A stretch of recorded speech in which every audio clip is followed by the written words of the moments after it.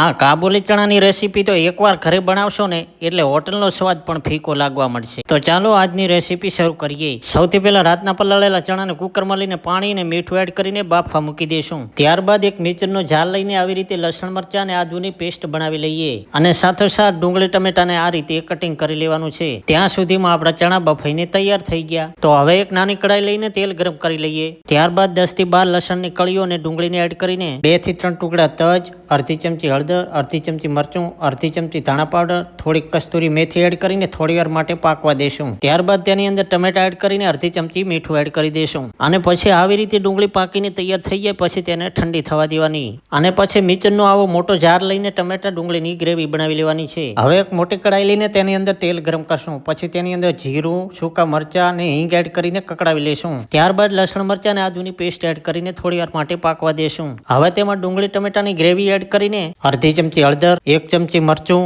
1 ચમચી ધાણા પાવડર, સ્વાદ મુજબ મીઠું અને લાસ્ટમાં ચણા મસાલા એડ કરીને તેલ છૂટે ત્યાં સુધી ગ્રેવીને પાકવા દેશું. હવે જો ગ્રેવી જાડી પડતી હોય તો થોડું પાણી એડ કરી દેવાનું, નહીં તો બાફેલા ચણા એડ કરીને 5 મિનિટ પાકવા દેવાના. એટલે આપણા ચણા મસાલા બનીને તૈયાર. કેમ બાકી મોજ આવી ગઈ ને? તો હવે જરા ફોલો કરી લેજો.